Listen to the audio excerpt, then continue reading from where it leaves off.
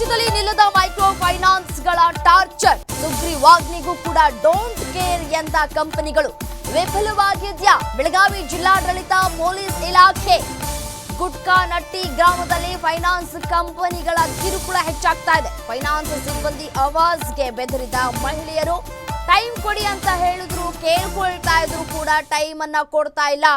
ಬಡ ಕುಟುಂಬಗಳಿಗೆ ಬೆದರಿಕೆಯನ್ನ ಹಾಕ್ತಾ ಇದ್ದಾರೆ ಫೈನಾನ್ಸ್ ಸಿಬ್ಬಂದಿಗಳು. ಸಿಬ್ಬಂದಿ ಆಟಕ್ಕೆ ಬ್ರೇಕ್ ಹಾಕೋದಕ್ಕೆ ವಿಫಲವಾಗಿದೆ ಜಿಲ್ಲಾಡಳಿತ. ದೃಶ್ಯದಲ್ಲೂ ಕೂಡ ಗಮನಿಸ್ತಾ ಇದ್ದೀರಿ. ಬೆಳಿಗ್ಗೆ ಬಂದು ಅಂದ್ರೆ 8 ಗಂಟೆಗೆ ಹಾಜರಾಗಿರ್ತಾರೆ. 8 ಗಂಟೆಗೆ ಹಾಜರಾದ್ರೆ ರಾತ್ರಿ 10 ಗಂಟೆ ತನಕನೂ ಕೂಡ ಸಿಬ್ಬಂದಿಗಳು ಮನೆಯಲ್ಲೇ ಕೂತಿರ್ತಾರೆ. ಬೇರೆ ಏನ್ ಕೆಲಸನೂ ಅವ್ರುಗಳಿಗೆ ಮಾಡ್ಕೊಳಕ್ ಬಿಡೋದಿಲ್ಲ. ನೀವು ಹಣ ಕೊಡಿ, ನಾವು ವಾಪಸ್ ಮನೆಗೆ ಹೋಗ್ತೀವಿ ಅಂತ ಹೇಳಿ ಬಿಗಿ ಪಟ್ಟು ಹಿಡ್ಕೊಂಡು ಕೂತ್ಕೊಳ್ತಾರೆ. ಟೈಮ್ ಕೊಡಿ, ಹಣ ಕೊಡ್ತೀವಿ ಅಂತ ಮನವಿ ಮಾಡಿಕೊಂಡ್ರು ಕೂಡ ತಲೆ ಕೆಡಿಸ್ಕೊಳ್ಳೋದಿಲ್ಲ. ಇದರಿಂದ ಎಷ್ಟೋ ಸಮಸ್ಯೆಗಳಾಗ್ತಾ ಇದೆ. ಸಂಸಾರದಲ್ಲೂ ಕೂಡ ಒಂದ್ ಕಡೆ ಏರುಪೇರಾಗ್ತಾ ಇದೆ ಅಂತ ಹೇಳಿ ಆಕ್ರೋಶಗಳು ಕೂಡ ವ್ಯಕ್ತವಾಗ್ತಾ ಇದೆ. ಹಾಗಾದ್ರೆ ಏನ್ ಮಾಡ್ತಾ ಇದ್ದಾರೆ ಅಧಿಕಾರಿಗಳು ಅಂತ ಹೇಳಿ ಪ್ರಶ್ನೆಗಳನ್ನ ಮಾಡ್ತಾ ಇದ್ದಾರೆ ಜನಸಾಮಾನ್ಯರು.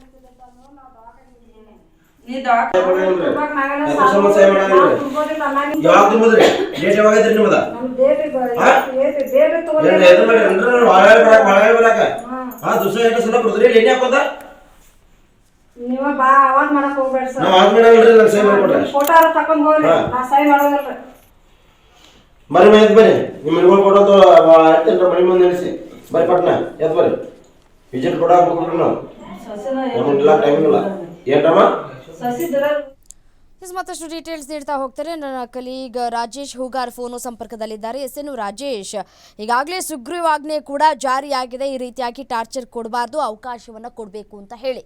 ಆದರೂ ಕೂಡ ಫೈನಾನ್ಸ್ ಕಂಪನಿಗಳ ಹಾವಳಿ ಮಾತ್ರ ತಪ್ತಾ ಇಲ್ವಲ್ಲ. ಜಿಲ್ಲಾಡಳಿತ ಏನ್ ಮಾಡ್ತಾ ಇದೆ ಅಂತ?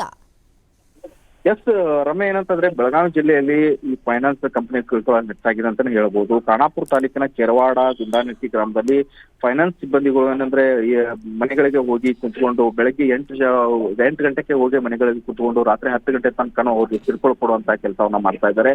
ಈಗಾಗಲೇ ಸರ್ಕಾರ ಸುಗ್ರೀವಾಜ್ಞೆ ಹೊರಡಿಸಿದ್ರು ಕೂಡ ಇಲ್ಲಿನ ಜಿಲ್ಲಾಡಳಿತ ಮಾತ್ರ ಯಾವುದೇ ರೀತಿ ಅಂದ್ರೆ ಕ್ಯಾರೆ ಅಂತ ಇಲ್ಲ.